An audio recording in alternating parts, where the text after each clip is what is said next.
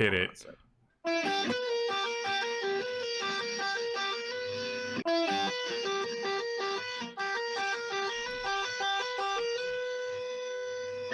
Love it. Morgan made me do that. That wasn't my idea. I didn't make you do anything. I merely suggested that you do it. But perhaps my powers of suggestion are more powerful than I thought. Yeah. I don't know. Every single time that song played in this movie, I got pumped up. Probably 20 times in the different movies now, and it's still awesome. So I was like, it's definitely my favorite. It's a good track for sure. It was awesome the very first time we heard it, but it hasn't gotten old. I think that maybe what did get a little old though through the course of the movie was like the Middle Eastern voices that they like added to it.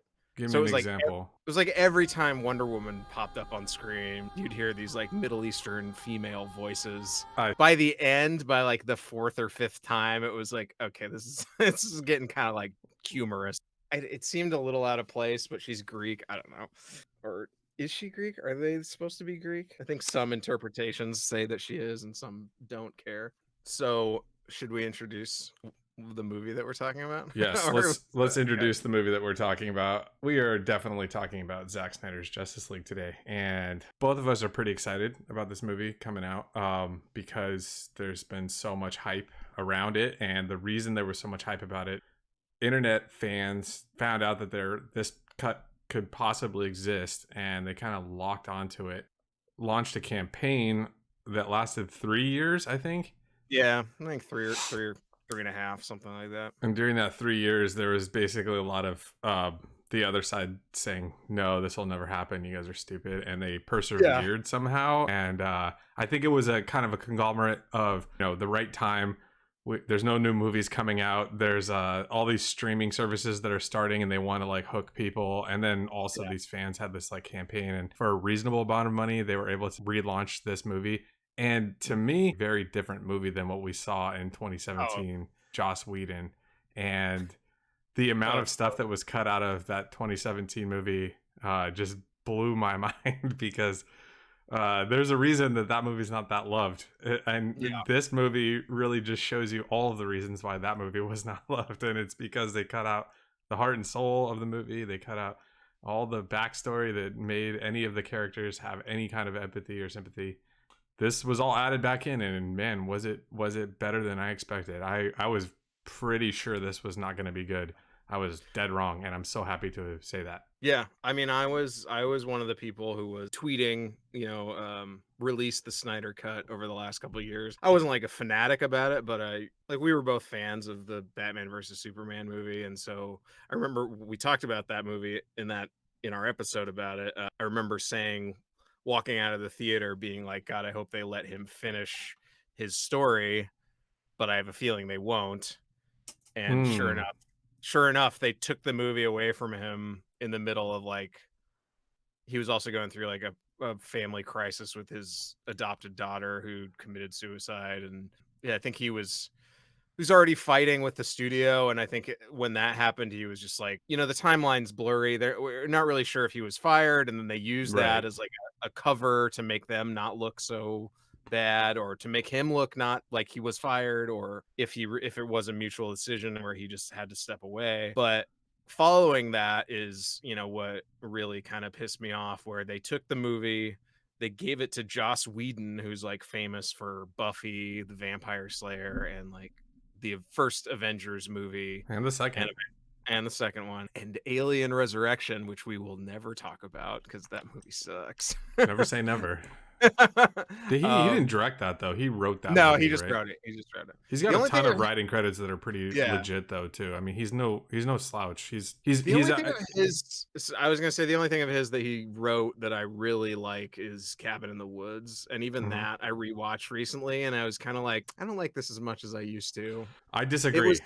It was really fun like the first few times I watched it, but it's like the veneer, the luster of his writing for me is starting to wear off. But aren't you surprised more people didn't pick up on what he did with Cabin in the Woods and try to like make knockoffs and ripoffs of that? I thought that was a pretty original idea. Typically when something like that lands, you see all kinds of copycats come out, which makes sense.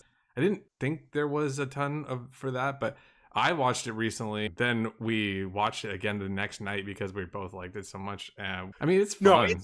it's a really fun movie, and I do like it. And I'm not gonna knock it now, but it was sort of like watching it this time. I started to see more of the like kind of gross. I also watched like some behind the scenes stuff with him on set being like like hot chicks and blah blah blah. And it's like Okay, you're so we got to address the gross, 800 dude. pound Yeah, gorilla yeah, in the room, right? All the allegations that have come out against Joss Whedon recently yeah. have really kind of like turned You're nerd against him. culture against him. He used to be sort of a leader, and now he's I gotta like, say, I never really liked the guy. I hate to be one of those people that was like, I never really liked him, but I really never really liked him. yeah. I mean, I like, I didn't know anything about him other than he was a director and he made some stuff that I've seen and some stuff I haven't seen, but I'm not a super fan or anything. But a lot of people have come out and said negative things about his style and how yeah, ruthless and kind he's of supposedly an asshole on set and kind of right. sexist and kind of racist. And Yeah, just all bad stuff. which, Nothing like, really. you can see evidence of what he chose to cut out of this movie and what he chose to add to it. Well, Anyway, your we're kind of point. getting off. We're No, kind of getting a I little. think what you just said about Cabin in the Woods really reflects why we saw 2017's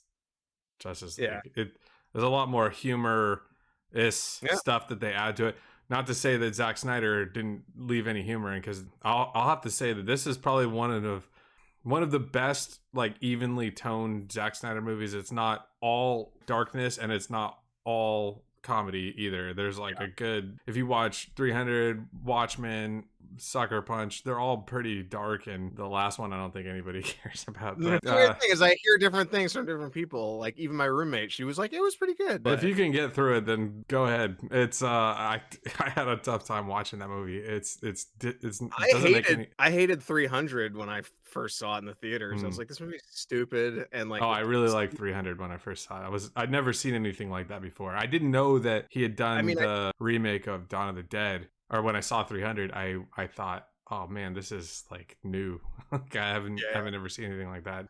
He's got that all over the place, and I think it's a testament to his success, and it's a testament to how he approaches movie making. you will agree, either love or hate him. There Yeah, are few people like you and me who are like, I like what he does. It's pretty good. Like yeah. it's unique. There's nobody else like him, and I I want him to appreciate that. keep doing stuff. Like I like Yeah, it. It's spectacle to me, and I enjoy it. It's not something that I needed to be. we're not like the zaddies who make like we don't make memes of him on like Jesus painting. Heard of that shit, right?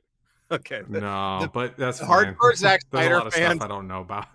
the hardcore Zack Snyder fans are frightening. They're like They're called the they call him Zaddies. the zaddies. They call him boss, and they talk about Okay. him like he's like Jesus or something. It's very Okay. Yeah. creepy. I mean, fandom. I mean, that fanatic is a word, and it means crazy. Anyway, the Zack Snyder's Justice League. What did you think the chances of this actually coming out Yeah. were when you first heard So, about it?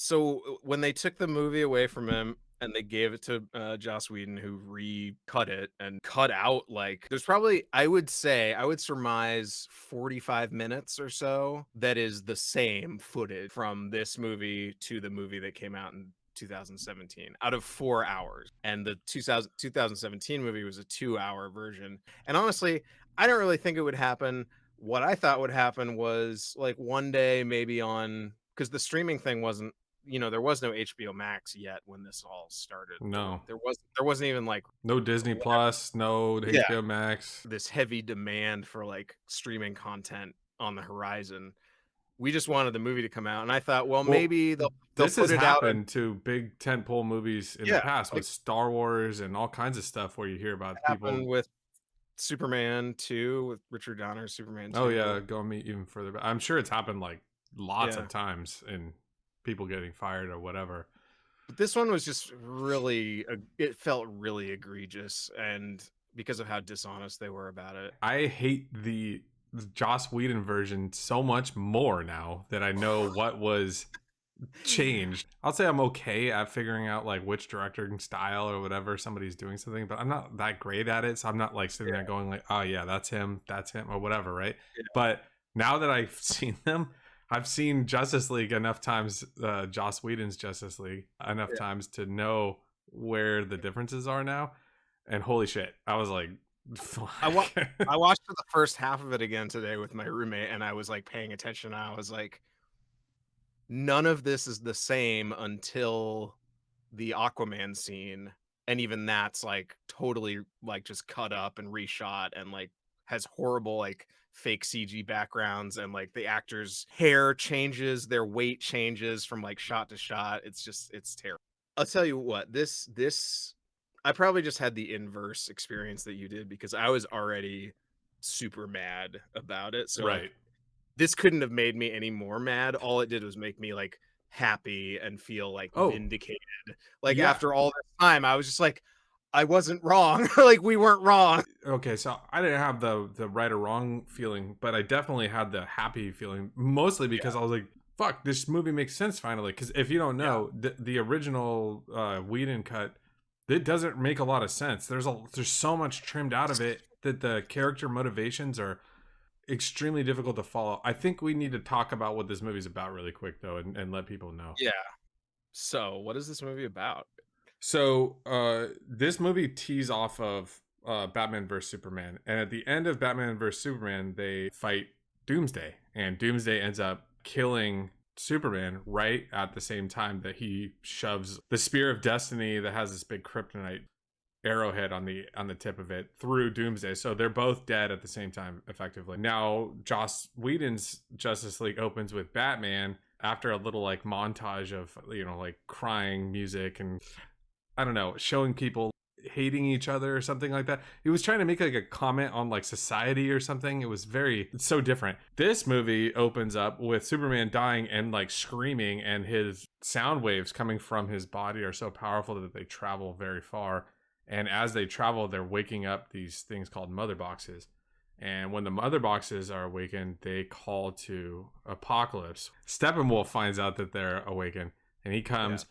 Steppenwolf is a lower minion of Darkseid, who's like a Thanos type character, Yeah. and as he Cosmic bad guy. a cosmic back, and as the movie plays out, and this is what's missing from Joss Whedon.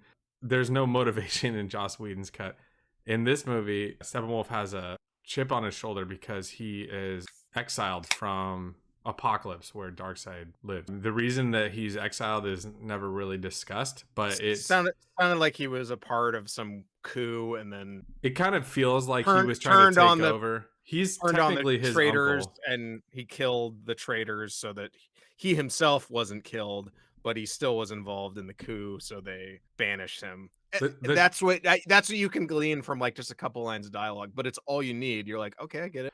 So now we've got the bad guys. They're coming to Earth in order to get these mother boxes. When these three mother boxes come together, they form what's called the Unity. When the Unity takes hold, and it turns the planet into ash, slaves some people, basically turns into like a living hell. It turns Um, it into what the planet Apocalypse is like. and Yeah, I mean the Dark Side and Apocalypse and all of these characters are inventions of Jack Kirby. I think they go back to like the 60s in the comic books. They're called the New Gods, and it's this cosmic storyline that's like outside of the DC universe where mhm. there's these two different planets, and one of them's sort of like a paradise and one of them sort of like hell. It's a long-standing element of DC Comics, and people will say that they're copying the Avengers, but in reality, in the comics, Darkseid and Apocalypse and all that came It's a first, copy of Thanos. and Yeah. Marvel created Thanos as a copy of him. Well, And they there's a say lot in this movie dumb things. that's kind of interesting if you start adding things up about Yeah. the similarities between the MacGuffins are basically like world-ending things. You had the Infinity Yeah. Stones in Infinity War, and then here you have these mother boxes. You have I mean, like three minions of Darkseid. You have Desaad, it's Granny Goodness, and you have Steppenwolf, and then you have his three minions that are in Infinity War, and then you have it's a very classic plot structure. I mean, I can't think of another movie off the top of my head that's like it, but I know there are like dozens and dozens of them where it's like there's a couple MacGuffins and the bad guy got to put them together, and then something bad happens, totally. I mean, opens a gateway to hell, or something like that. It's called the thing that the characters on the screen worry about, but the audience don't care. so you got the bad guys set up, right? Now, Batman has seen in Batman vs Superman, he had a dream sequence where he's seen kind of what's going to happen, and so he's kind of panicking a little bit like Tony Stark was in Age of Ultron when he saw the deaths of all of his teammates, and so he was like, "Oh man, we got to build a suit of armor around the world." Well, Batman's like, "We got to get all the heroes that I can find, and I have this disc that he got from Amanda Waller in Suicide Squad at the end that had this meta-human project." Yeah. And so I forgot about that. yeah, so there's actually interleavings into the other movies. Now, But it was also the email that on the drive. It was also on the drive that he got from Lex Luthor in Batman versus Superman. I mean, that's the most direct link. Like you got those videos of like Aquaman, Flash, and Cyborg. That led into this. I don't remember what they talk about, and I think he gets like additional information at the end of Suicide Squad, but I don't yeah. So Suicide Squad happens in 2016, the same year as Batman vs Superman, if I recall correctly. So they're close. Now, there's not a Kevin Feige to hold his things together as tightly as Marvel has done, and after hearing a million interviews with different filmmakers there, it sounds like they have like freedom to do whatever they want, but they are very like much like told like they have to do it like this to follow this like cohesive narrative, and that's how you get like 22 movies in a row that all link to each other. So now Batman's freaked out. He's like, we got to get everybody together, and essentially he's spending the first I would say 2/3 of this movie, it's 6 parts and an epilogue. So 2/3 of the movie is like gathering everybody together. Once he does that, they have to do something about what's happening, because things start to escalate pretty quickly. And Steppenwolf, who is the main bad guy in this movie, has asked his parademons, which are souls that have become servants of Darkseid. They're kind of like minions of hell. They have kind of bug features, like they have like dragonfly wings. Yeah. And some of them have more bug-like features than others, depending on... My roommate, we watched Batman versus Superman, and during the dream sequence, which is the first time you see them, she's like, ew, what are those? Like, what is that? She was like really grossed out. And then we watched the first half of Justice League today, and the first time they popped up, she's like, oh no, these guys! Like, gross. Yeah. They are really gross looking. As the group comes together, they're like, okay, Steppenwolf is the bad guy. They meet him at this island where they have their first fight with him. And reminder, Superman is not alive, so he's out of the picture. So between Batman, Aquaman, Wonder Woman, The Flash, and Cyborg, who all have more fleshed out backstories in this version, they try to take Steppenwolf down, but they can't. He basically defeats them. And so they kind of go back to the drawing board, and one of the mother boxes was actually the reason why Cyborg is who he is today. He was in a bad car crash. His father used one of the mother boxes to give him his cyborg body. As the story plays out, you find out that the link between them is much stronger than what it is at first sight. He kind of has it in his closet at his house, and then he's like, I know how to like communicate with these things, and like they're just machines, and I can use this to do whatever I want. And if you know what entropy is, they kind of use that in reverse in this movie. So as systems in nature, they tend to go from order to disorder. That's what entropy is. Well, these mother boxes are reverse entropy machines. And so what that means is that they can take stuff that's already chaotic and then bring back order. They use that to say, okay, well, that means that we can bring people back from the dead, which then leads them to try to bring back Superman, which is what they do in the middle of the movie. How did you feel about how they portrayed that in this versus the Whedon cut? Oh my God, this is so much better. Loved it. I think they're, of all the things in the two cuts, like I felt like they were kind of like, I don't really love either one. Like just the idea that they would be like leap to that conclusion of like, yeah, let's bring Superman back from the dead. Like it just seems like a big leap. I think they both handled it about as well as each other. This one was in the more... Whedon cut, it's like Batman's idea, and he basically forces everybody else to go along with it. Batman's smarter in the Whedon cut for sure. Yeah, a little bit. He's more of an asshole too. He's more of an asshole, but he's also got better ideas. But in this one, it's kind of more of everybody comes to the conclusion at the same time. I like the the sort of motivating idea that Batman says, because Ray Fisher Cyborg says like, oh well, I can do da da da da da to like hide the box from him, and Batman's just like, no, that's not a way to win, that's just a way to lose more slowly. And you're like, they're in a bad situation and they need some sort of drastic solution, so it kind of helps. I love that they lost to Steppenwolf. Wonder Woman has a line where she basically says, I haven't seen something that powerful since Superman. And you're thinking, well, at least I was thinking, well, Batman fought Superman, he wasn't afraid, he just like worked out really hard and then like got a bunch of kryptonite guns and like went and fought him, so he should be able to go fight him too, and he won, sort of. So yeah. But Steppenwolf doesn't have a known weakness, so it's not like an apples to apples comparison. He can't just make a bunch of kryptonite grenades and hope for the best. The motivations of all the characters I thought was really interesting. Cyborg was essentially left out of the Whedon cut. So bad. And that point's been talked about like by everybody under the sun, so we don't have to talk about it a bunch here. His story was like kind of necessary to the plot. Yeah, I will say that one of the things that he said on Twitter recently was, and this is concerning Jeff Johns, he basically said, Jeff Johns said, we can't have an angry black man at the center of our Justice League movie. How out of touch with the times are you, dude? Like, so much heart that character brings. And I don't know Ray Fisher as an actor. I haven't really seen him in anything else that I can think of, but I thought he's a pretty good actor. I really enjoyed watching him. Every scene that he was in, I was like, he had a very like somber approach to the character, because I think he been through some shit. His mom died, and then later on he watches his dad die.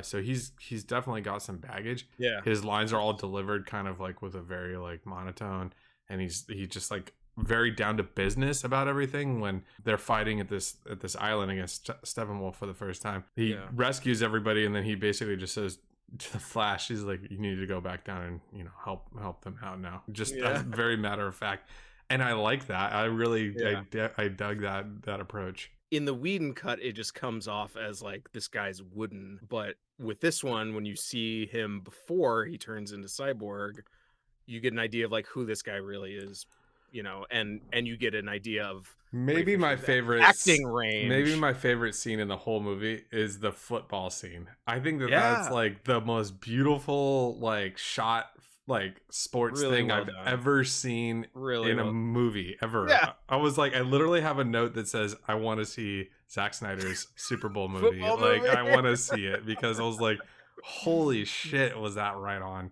It just looks so beautiful. And me, like, I don't care about sports at all, but I was like, this is don't awesome. Have to. It transcended it somehow. They just did such a great job with that scene. It was just so freaking beautiful. And the scene in the car right directly after, before the accident, like they're having this conversation because his dad didn't show up for the game, is kind of like an absentee father, even though like they're not divorced or anything, but like he's just not around. His mom is talking to him in the car and trying to like kind of lift his spirits and stuff, and say, your dad wants to be there, he's just really busy. There's this one part where his face, Ray Fisher's face, just like crumples, and he's it looks like he's really gonna cry, and it's like, oh man, like we all you don't see that we've all experienced it ourselves when we're really upset and we cry that way. But like when you see somebody do that, that's like rarely have I seen that in a movie. Where I can't think of another example where I've seen somebody's face do that,